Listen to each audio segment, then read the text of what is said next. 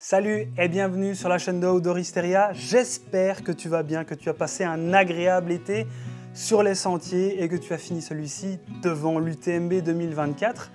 D'ailleurs, pour parler de la course Chamoniard, il y a une marque qui s'est fait remarquer au pied du vainqueur de la course phare UTMB, Vincent Bouillard. Je veux bien entendu parler de Hoka avec la Tecton X3 qui était également au pied de l'infatigable Ludovic Pommeret, 5e de la course, qui avait déjà gagné quelques semaines auparavant la Western State. Mais ici, nous n'allons pas parler de la Tecton X, mais bien entendu de la Speedgoat, comme tu l'as vu sur la cover YouTube. Cette Speedgoat qui en est à sa 6e version modèle qui n'a que peu évolué depuis la 2e génération, visuellement et techniquement. Hoka préférant amener des évolutions parcimonie et gommant modèle après modèle les défauts éventuels. Dans le monde du trail et pour Hoka, c'est ce qu'on appelle clairement un banger.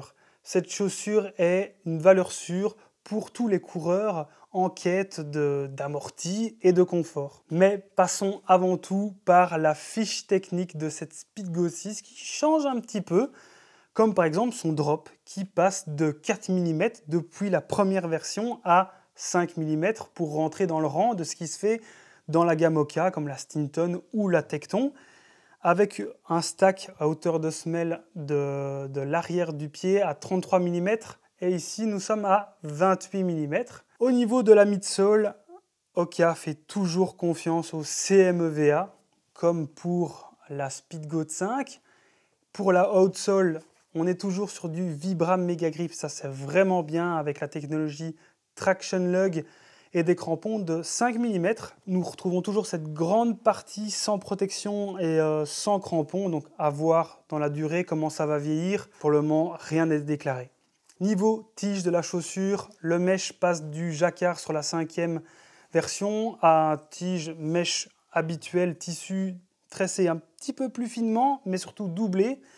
Donc il est en unibody, donc attention à voir si en cas de grosse chaleur le pied respire bien. Moi je n'ai eu rien à déclarer jusqu'à maintenant. Niveau lassage, rien à déclarer, là c'est tout à fait normal et ça c'est tant mieux, ça permettra à ceux qui ont des pieds assez inhabituels de pouvoir lasser leurs chaussures comme ils le veulent.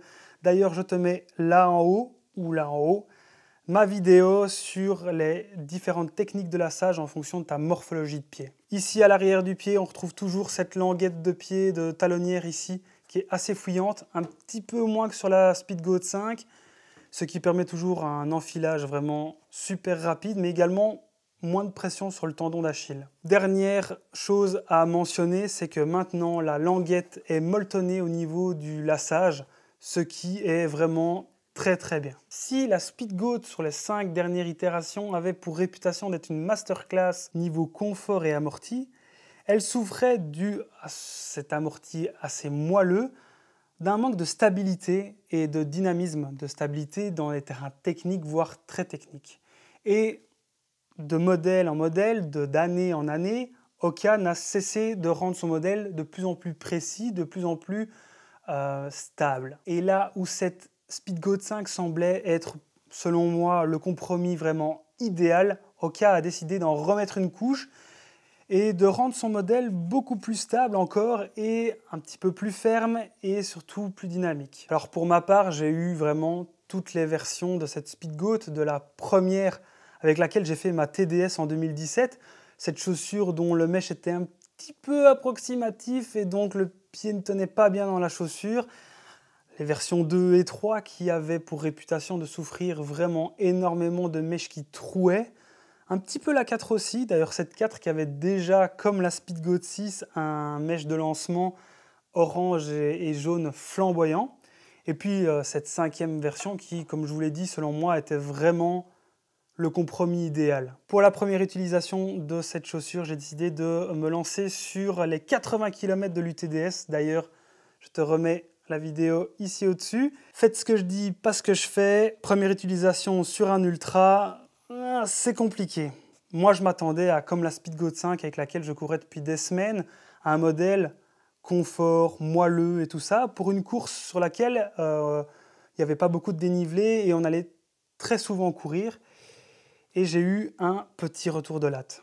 En fait, cette Speedgoat 6 n'a quasi plus rien à voir avec la Speedgoat 5.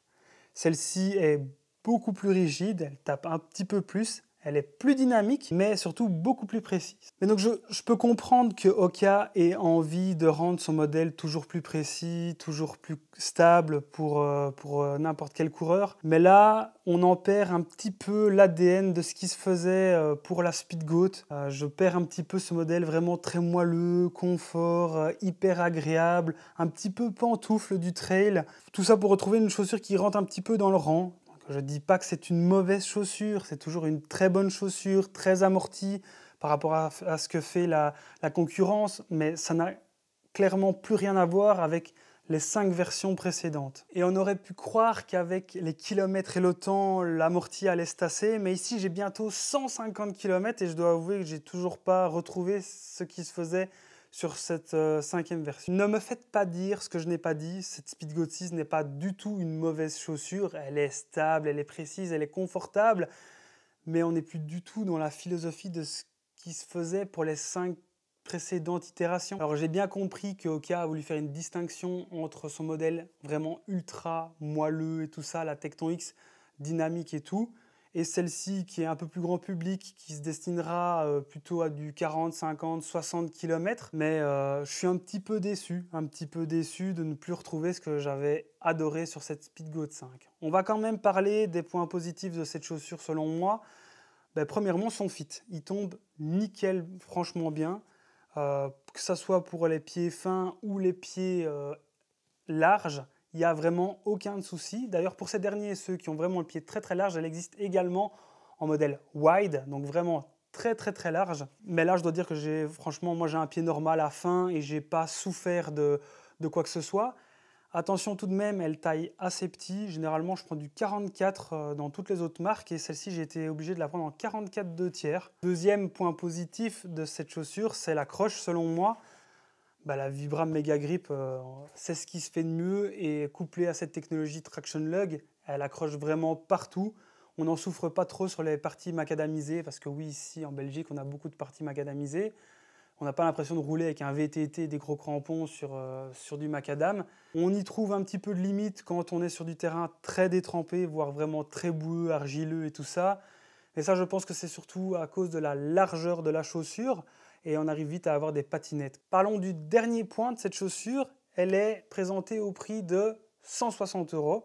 Alors, avec l'indexation des prix qu'il y a eu depuis quelques années, ça peut faire mal, mais elle est dans la moyenne de ce qui se fait actuellement, 160 €. Bon, tu l'auras compris, cette chaussure, je suis un petit peu mitigé entre le fait que c'est une très bonne chaussure, mais que je ne retrouve pas ce que je cherchais sur la gamme Speedgoat, donc c'est-à-dire du moelleux, de l'amorti confort.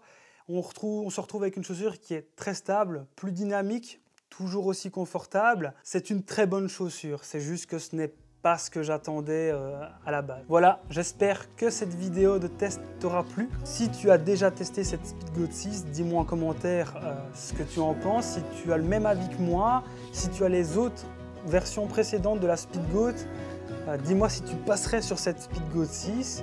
Il y a d'autres tests qui arrivent très bientôt. Si ce n'est pas le cas, abonne-toi à la chaîne, ça m'aide énormément. Un petit pouce bleu, un petit commentaire, ça fait toujours plaisir et je te dis à plus sur les sentiers.